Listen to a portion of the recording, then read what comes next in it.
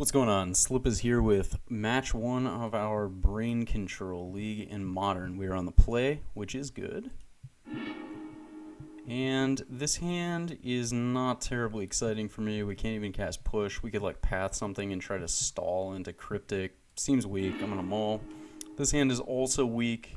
However, I could see worse 5 hands. And also having 4 lands is not so bad. We only run 24.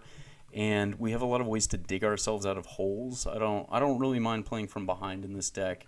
If we make it to, Cryptic and Verdict, we might well be able to stabilize here. So I'm going to keep this, and I'm going to top push because it's generally pretty good right now. So just play Hallowed Fountain tapped. And our opponent suspends Search for Tomorrow. So not super happy we kept that push, although Cryptic will probably be good. So the fact that they suspended Search for Tomorrow off of Overgrown Tomb tells me we might be playing against some kind of Bring to Light list, and indeed they're trying to leverage black into collective brutality type stuff. Take Cryptic, not a good sign for us, but we have more counters. We draw an Esper Charm. Pretty happy about that. Search for Tomorrow comes off. Excuse me. They play Tri-Builder. They're down to 4 cards. So we could Esper Charm here, but what we're playing against is kind of a brew, and we've only seen Jund colors so far. It's theoretically possible there's some kind of Through the Breach business going on, so I'm going to hold Esper Charm for the moment, and we're going to see if we can catch our opponent like through the breaching with too few cards in hand. But then he fetches blue, which tells us that we are indeed playing against Bring to Light. So we're just going to Esper Charm to draw 2 here. We draw Srams, and we draw Beck. So we can't interact with Scapeshift next turn. We don't have anything, although, yeah, we have nothing. So that's too bad. It's possible that we could bluff here, and if our opponent's holding Scapeshift, then we get to end step, snap Esper Charm, and try to draw into some kind of answer to Scapeshift. But I wasn't playing particularly well in this game. I just decided to fuse this and make our opponent have it, which is kind of a dumb idea in the end. Our opponent gets our hopes up by playing Secure Tri-Builder, but they were just getting an extra land and Scapeshift. So that's game 1. We did not really learn much about what our opponent was doing there, other than we're kind of assuming they're on Bring to Light. So we're back on the play, and this hand seems pretty fine to me. We have a counter, and we have a combo piece and a pier. It's a reasonable start.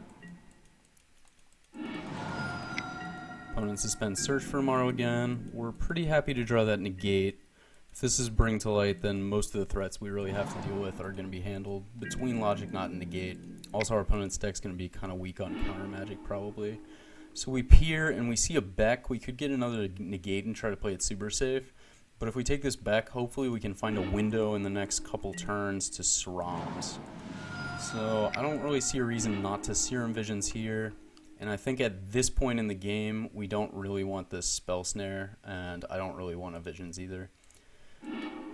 So this comes off the stack, and we're just really hoping that we can catch our opponent tapping out for something that lets us Srams next turn. Opponent plays a land and plays Hunting Wild. So this is perfect. This is a spell that they are kind of banking on to up their land count, get some ramp in, and it also made them tap out. So I'm totally comfortable just nodding or negating this. And I choose to not it since our opponent's eventually going to have a lot of lands, and we're not really putting a lot of stuff in the graveyard. And I'm just going to go ahead and put 7 power on the board. It's going to be great. So we got 2 Esper Charms, which should be able to do a number on our opponent's hand. We get electrolyzed, but otherwise, not too much going on for our opponent. I'm not super worried about holding up both negates this turn. And we're going to set this off, try to tick it up, and our opponent K-commands it and kills a bird. So that's not bad for us. Down to 4 cards in hand, and we have 2 Esper Charms. Could do worse. It is unfortunate that he K-commanded our jar, though, since we drew Beck Call.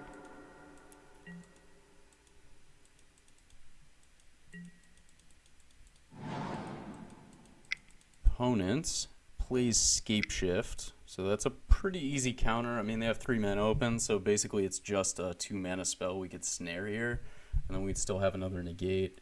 That's great. We just negate that. Our opponent doesn't do anything else. We're going to hit them down to 2. Although so I'm thinking, like, it's totally possible. Our opponent is playing cards like K-Command and Brutality. It's totally possible they're running, like, a push or they have another Electrolyze or something, and I'm just not sure. I probably should have attacked with Colonnade here, but I also don't really see how we lose this game at this point. So it is possible, however. So I'm just going to swing. Opponent's going to go down to 2. Maybe I should have attacked with Colonnade there. At the same time, I kind of like the idea of double Esper Charming and think that's probably the safest option. Our opponent is probably running Obstinate Baloth. That's something to keep in mind.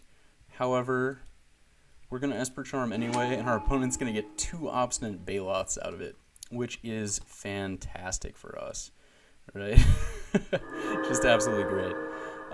Regardless, though, we're going to go to draw step. We're going to Esper Charm again. Our opponent's empty-handed, and even though they just gained a quick 8 life, we have them on a 2-turn clock, so that's not bad. A 2-turn clock with negate and spell snare up, probably. We get a Colonnade. That's fine. So we don't have both negate and spell snare up, but at the same time our opponent's empty-handed, so I'm fairly sure this game is actually unlosable at this point.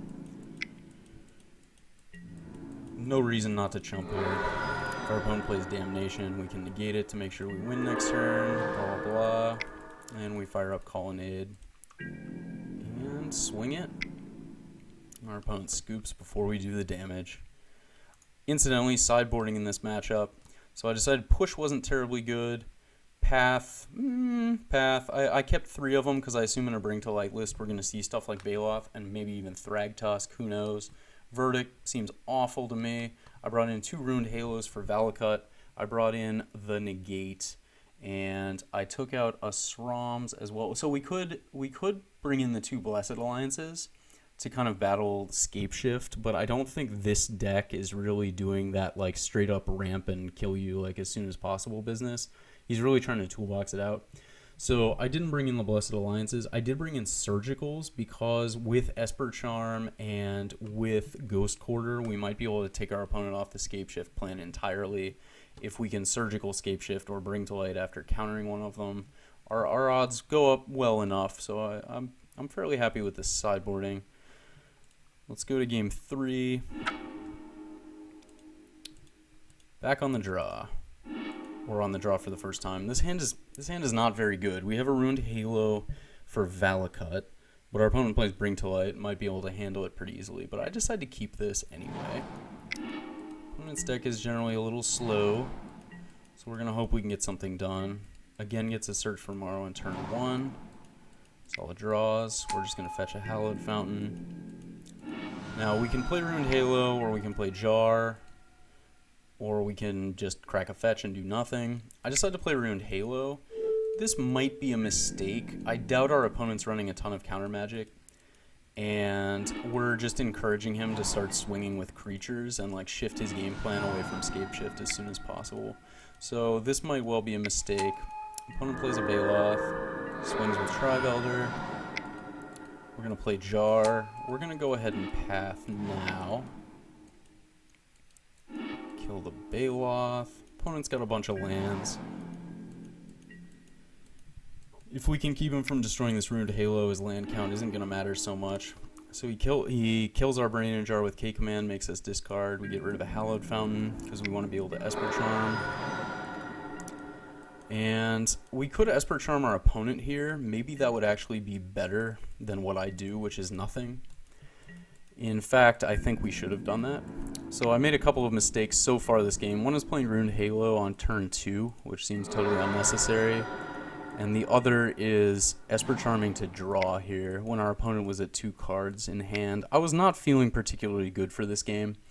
And my head wasn't quite in it. And I'm playing quite poorly right now, so I apologize about that. Opponent Bring to Lights. We can't do anything. Plays Glen Elendra. We could Esper Charm in response, but I'm not really unhappy if he counters this. I do decide to shock myself, which is maybe getting a little liberal with our life total. And he does not counter, so we get a bunch of counters that can interact with Glenalendra. And now we're kind of fishing for some kind of removal spell that can force him to at least burn a persist counter. That's unfortunate.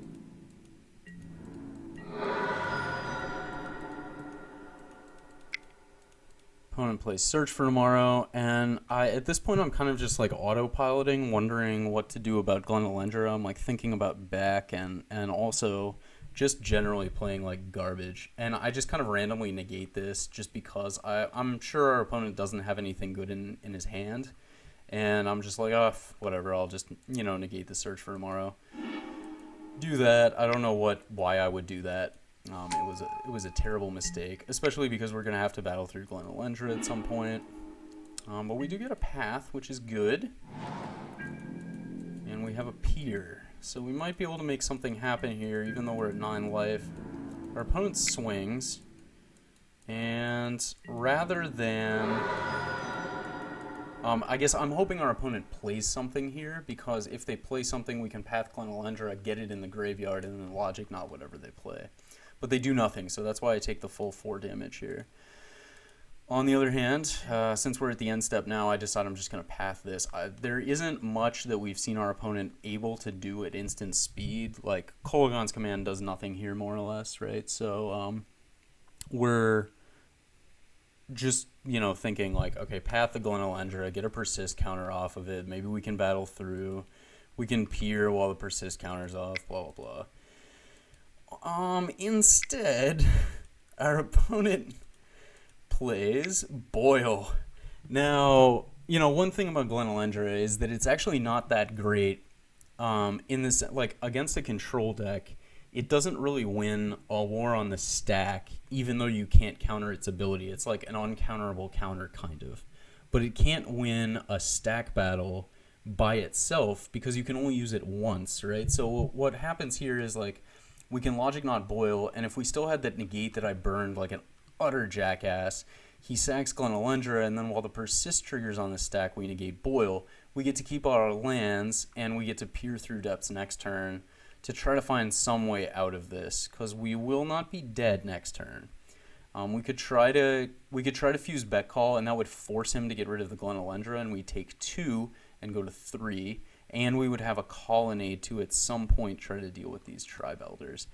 However, I don't have the negate, so he just boils. And we Logic Knot it. And he sacks Glenalendra, and we peer for no reason. We take Surgical just to Surgical this goddamn Glenalendra, in case there's something we like draw that can actually get us out of this situation, which there isn't really. If we drew like a path, maybe, like if we drew Jar into, no, there's nothing, but that's okay. We draw lands. Oh, Ruined Halo would have gotten us out of it. We could have Ruined Halo'd Secure Tribe Elder, it would have been great.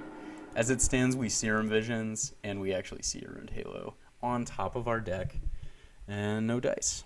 So that was, you know, well played by our opponent. I was not familiar with his list, and I also played poorly. However, in game 1, we kind of got rocked, maybe by a bad decision of mine. Maybe he wouldn't have gone for it. But that was an interesting match and a really interesting list he's playing. So that was cool, and we are 0-1. I will see you for match 2.